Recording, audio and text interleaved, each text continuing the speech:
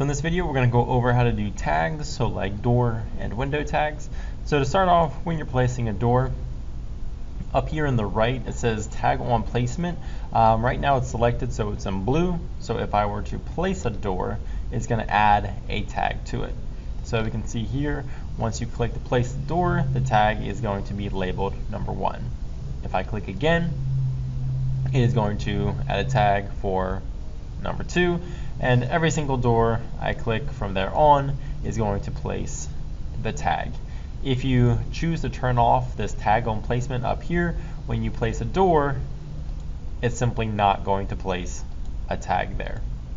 Okay, so let me just add in a couple more here, and then I'm going to hit escape.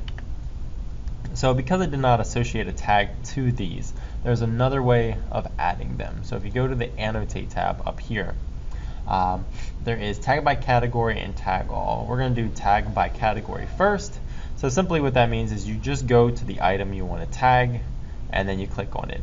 In this case, see, when I bring my cursor over to this door, it has a leader line here, and then 5. To get rid of that, up here there's a check mark that says leader. You can also change free end and attach end, but I'm going to turn off the leader here, so that way when I click, it's going to place tag directly in the center of the door. And one thing to be aware of, when you do doors, it tags per instance. So what that means is every single door is going to increase by 1 in number. If you do windows, which we're about to just go over, it does by type. So in this case, I'm going to click window. Same thing works up here. Tag on placement is in blue. So when I place a window, it is going to add a tag. And no matter how many of this particular window I place, the tag is going to be consistently number 1. If I change the window, so let me do a load here real quick, grab a different type of window, let's do double hung. If I go over here and start placing them, you're going to see that it has a different tag, in this case, tag of 10. Okay, so windows are per type, we'll give a different tag number, and then doors are per instance, so it increases every time. So same thing for windows. If you were to turn off tag on placement and place in a couple windows, go to Annotate, and then tag by category right here, you can click on that window and place a tag. The same thing will actually work for walls as well.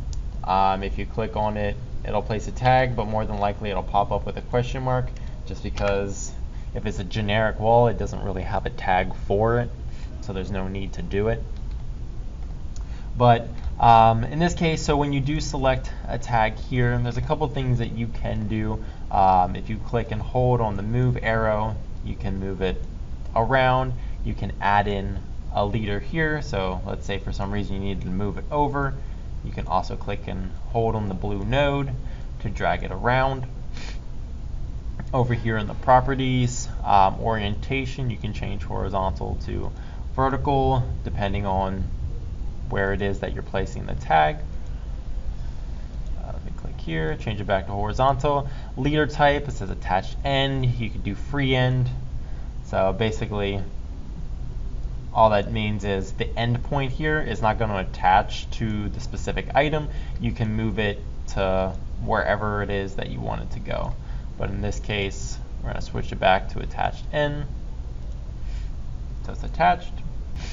So one thing that you can do also with tags is when you click on it, especially for here for windows, let's say there's only 2 types of windows I'm using, and instead of having a tag 1 for windows and a tag 10, if I click on 10 here, select it, click it again, I can change this to, let's say, number 2, click enter. It's going to say you are changing the type parameter. This could affect many elements. Click yes. And what that means is it's going to change all of the windows of that type to the tag of 2.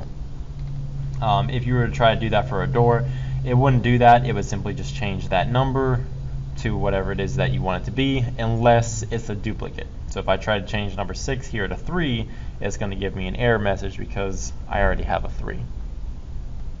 But mainly, tags are pretty simple. I guess the only other thing I want to show you real quick is if I get rid of all of these, get rid of the tags, it this way.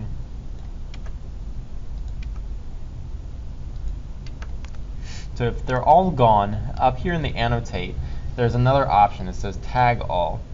And what you can do is you can simply go through all these elements here and check mark what you want tagged. So in this case, let's say I want window tags and then I want door tags.